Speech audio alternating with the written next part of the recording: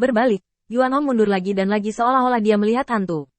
Wajah Feng Tianxing tidak merah saat ini. Dia tidak terengah-engah, dan ekspresinya sangat tenang. Dia melambaikan tangannya dengan santai.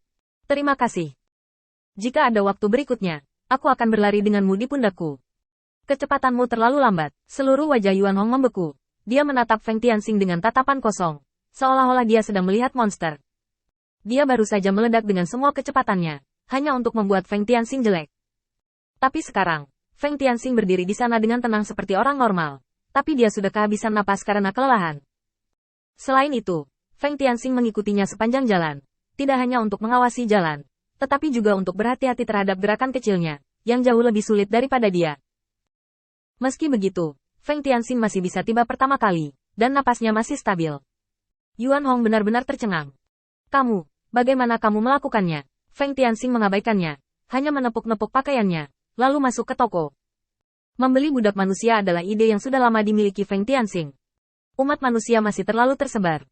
Tanpa perlindungan yang kuat, melakukan hal itu dapat menghindari kehancuran. Tapi sekarang mereka memiliki tempat berlindung sendiri. Jika umat manusia menggunakan metode yang tersebar untuk menghadapinya, Feng Tianxing akan berada dalam situasi yang memalukan. Setidaknya datang kepadanya untuk menguasai beberapa metode latihan dasar, dan kemudian bersembunyi. Kalau tidak, jika dia bersembunyi sebagai manusia, bahkan jika dia bersembunyi sampai mati, dia akan tetap menjadi manusia. Bagaimanapun, waktu yang dihabiskan untuk bersembunyi harus diubah menjadi waktu untuk latihan, yang tidak dianggap sia-sia. Membeli sekumpulan budak ini, di permukaan, memungkinkan mereka membantunya membuat sutra dan berbagai barang mewah. Bagaimanapun, sumber daya iblis ada di belakangnya. Feng Tianxing hanya perlu mengubur kepalanya untuk membuat sutra, dan dia tidak takut menimbun barang. Adapun waktu setelah pembuatan sutra, apakah akan ada ahli aneh yang mengajari mereka latihan sepanjang malam? Itu tidak ada hubungannya dengan Feng Tianxing. Apa hubungannya dengan saya untuk berubah menjadi 3 tubuh terpisah dalam satu nafas? Saat ini masih banyak umat manusia yang menunggu dan mengawasi. Feng Tianxing perlu membeli batch demi batch budak manusia, sehingga umat manusia dapat memastikan bahwa layak untuk melakukan sesuatu dengannya, dan kemudian terus menarik umat manusia. Jika umat manusia tidak dapat dibujuk bahkan dengan latihan dan latihan, maka biarkan mereka terus berada dalam kegelapan sampai mereka mati. Memasuki toko, Feng Tianxing sangat cepat dan langsung membeli 100.000 budak umat manusia. Budak ras manusia ini dikunci dalam senjata ajaib, dan mereka jatuh ke keadaan tidak aktif dan dibantai. Setelah Feng Tianxing membelinya, dia meninggalkan toko lagi. Di luar toko saat ini, sudah ada banyak setan yang menghalangi pintu keluar. Ada kejutan atau penghinaan di wajah mereka. Anehnya, Yuan Hong juga dianggap sedikit terkenal. Dia adalah kepala berduri yang terkenal di kota utama, dan baunya seperti pesolek. Kekuatannya juga terbilang kuat, dan ia mampu kabur setelah beberapa kali menyinggung tentara kota utama. Kekuatan klan iblis yang tidak bisa dilemparkan oleh Yuan Hong ditempatkan di kota utama, dan itu bisa dianggap sebagai kelas atas tingkat menengah. Yang memalukan adalah masih ada beberapa setan yang menganggap mereka kuat dan tidak menganggap serius Yuan Hong, dan itu bukan minoritas. Dua ekspresi yang sangat berbeda ini memenuhi semua emosi para iblis yang hadir. Tapi Feng Tianxing tidak peduli sama sekali. Dia hanya melangkah maju dengan ekspresi tidak sabar di wajahnya. Jangan menghalangi jalan. Aku harus kembali untuk melawan kehampaan. Jika kamu menunda pertempuran, aku melihat siapa di antara kamu yang dapat mengambil tanggung jawab ini. Yuan Hong mengertakkan gigi dan mengikuti Feng Tianxing.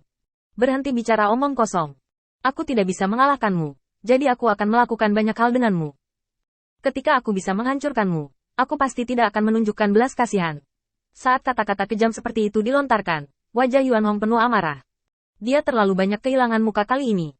Dilihat oleh begitu banyak setan, dia tidak bisa bersaing dengan Laksamana ini di luar kota utama, yang merupakan penghinaan baginya.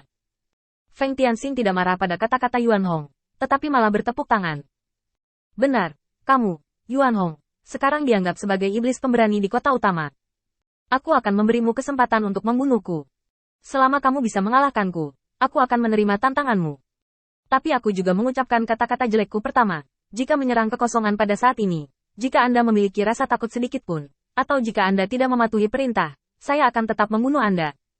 Yuan Hong mencibir. Aku hanya takut kamu akan mempermainkanmu di belakangmu, dan jika aku membunuhmu, aku akan membunuhku terlebih dahulu. Feng Tianxing juga mencibir. Aku tidak takut kamu menyelinap ke arahku kapan saja, tapi kamu masih takut aku akan menguntitmu di belakangmu. Seorang pengecut, Yuan Hong tiba-tiba tersipu. Memang, seperti yang dikatakan Feng Tianxing, jika dia mengatakan dengan sangat jelas bahwa dia ingin membunuhnya, dia masih bisa menggunakannya, dan kemudian melihat penampilannya. Apakah dia mengambil inisiatif untuk mengalahkan Void? Belum lagi untuk saat ini. Dia khawatir dimanfaatkan oleh orang lain. Ini pemalu di antara iblis. Sekarang keputusan telah dibuat. Itu harus dilaksanakan dengan tegas sampai akhir. Yuan Hong tiba-tiba mengangguk. Oke, di mana yurisdiksi Anda? Saya akan pergi ke sana. Feng Tianxing mencibir lagi. Apakah kamu berani duduk di susunan teleportasi? Jenis yang akan dipenggal jika kamu melakukan kesalahan. Yuan Hong sangat senang dengan Feng Tianxing dan segera mengepalkan tinjunya. Aku akan berani jika kamu berani. Mengapa aku tidak berani? Feng Tianxing tertawa terbahak-bahak, dan dengan santai melemparkan sehelai sutra ke Yuan Hong. Jika kamu mati, ini kompensasimu. Aku akan melindungimu dengan dia dan membakarnya. Yuan Hong mendengus dingin, lalu berhenti berbicara, dan mengikuti Feng Tianxing dengan cermat. Semua orang memandang dengan rasa ingin tahu pada dua orang yang berjalan menuju susunan teleportasi. Susunan teleportasi ini memang berbahaya, terutama susunan teleportasi klan iblis, yang tidak mewarisi banyak esensi ras manusia. Kecuali ada keadaan darurat, orang akan dikirim untuk berkomunikasi melalui susunan teleportasi. Dan kemungkinan terjadinya sesuatu adalah 1 dari 10. Probabilitas ini tidak rendah, dan juga karena itu susunan teleportasi telah ditinggalkan sepanjang tahun. Feng Tianxing membawa Yuan Hong ke depan susunan teleportasi, pertama-tama melihat struktur susunan teleportasi, dan memastikan bahwa tidak ada masalah dengan susunan teleportasi, lalu berbalik untuk melihat Yuan Hong. Ayo, orang-orang paling berani dalam kelompok pengecut di kota utama ini, ikut aku untuk menemui kehampaan. Para pengecut ini, biarkan mereka memegang status tinggi dan mulia mereka, menginjak kehormatan iblis, dan hidup untuk beberapa tahun lagi. Aku janji ketika mereka menyerah pada kehampaan lebih cepat daripada yang bisa Anda ambil dari saya. Kata-kata Feng Tianxing langsung membuat iblis hadir dengan kasar. Apa yang kamu bicarakan, bocah? Kami hanya menunggu kesempatan di sini. Apa yang kamu, orang barbar, tahu? Aku akan merobek mulutmu hari ini. Setan-setan yang menjadi marah karena malu bergegas maju satu demi satu. Tetapi Feng Tianxing hanya tersenyum ringan dan melambai kepada mereka. Datang ke sini sebagai portal jika kamu punya nyali, pengecut. Setelah selesai berbicara, Feng Tianxing melangkah ke susunan teleportasi tanpa memberikan waktu bagi iblis-iblis ini untuk bereaksi.